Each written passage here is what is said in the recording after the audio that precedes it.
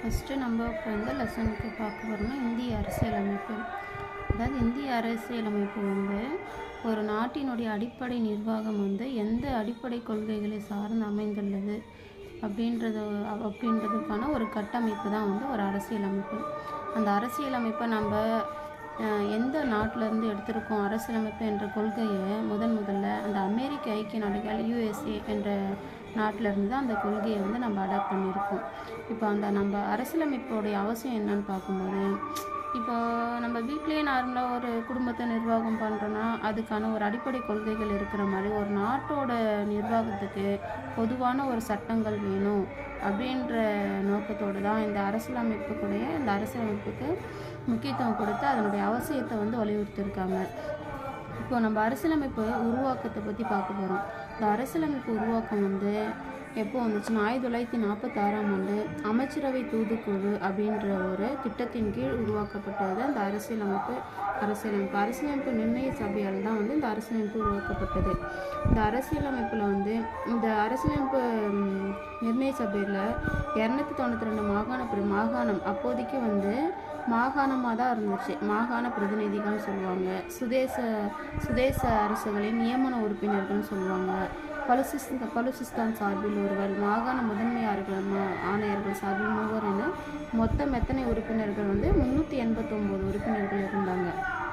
அதனுடைய அரசியலமைப்பு நிர்ணய சபை இருக்குல்ல, நம்ம அரசியலமைப்பை உருவாக்கணுன்ற நோக்கத்தில் தான் அரசியலமைப்பு நிர்ணய சபை வந்து வந்திருக்கு.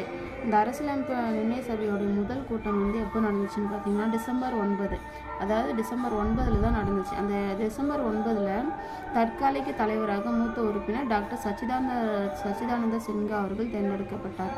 இந்திய அரசியலமைப்பை உருவாக்க கூட்டத்தொடர் நடந்து கொண்டிருக்கும் போதே அவர் இறந்ததை தொடர்ந்து டாக்டர் ராஜேந்திர பிரசாத் வந்து இந்திய அரசியலமைப்பு நிர்ணய சபையின் தலைவராகவும் HC முகர்ஜி மற்றும் VT கிருஷ்ணமாச்சாரி இருவரும் துணைத் தலைவர்களாகவும் தேர்ந்தெடுக்கப்பட்டனர். இக்கூட்டத்தொடர் வந்து 11 அமர்வுகளாக 166 நாட்கள் நடைபெற்றது. இக்கூட்டத்தின் போது அதாவது 2473 திருத்தங்கள் முன்வைக்கப்பட்டன. அவற்றில் சில ஏற்கப்பட்டன. அரசியல் நிர்ணய சபை பல்வேறு குழுக்களின் மூலம் இந்திய அரசியலமைப்பு சட்டத்தை உருவாக்கும் பணியை மேற்கொண்டது. இந்திய அரசியலமைப்பு சட்ட வரைவு குழு தலைவர் டாக்டர் BR அம்பேத்கர் தலைமையின் கீழ் இந்திய அரசியலமைப்பு சட்டம் உருவாக்கப்பட்டது. எனவே அவர் இந்திய அரசியலமைப்பின் தந்தை என அறியப்படுகிறார். நம்ம ஃபஸ்ட்டு இப்போ படிக்கும்போது புக்கில் லைன் பை லைனாக படிச்சிருங்க.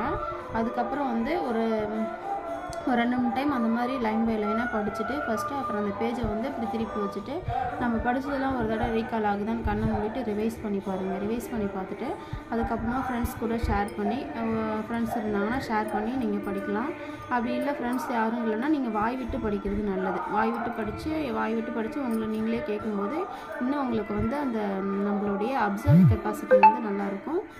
நிறைய டைம் ரிவிஷன் பண்ணுற மாதிரி வராது. இப்போ வந்து ஒரு புக்கை வந்து ரிவிஷன் இப்போ இன்றைக்கி படிச்சிங்கன்னா இன்னும் ஒரு 2 நாளுக்கு அப்புறம் இதே நீங்கள் திருப்பி பார்க்கும்போது உங்களுக்கு வந்து இன்னும் வந்து நல்லா ரிஜிஸ்டர் ஆகும். உங்களுக்கு சட்டுன்னு மறந்து போகாது. ஓகே ஃப்ரெண்ட்ஸ், நம்ம இன்னொரு வீடியோவில் சந்திப்போம். பாய்.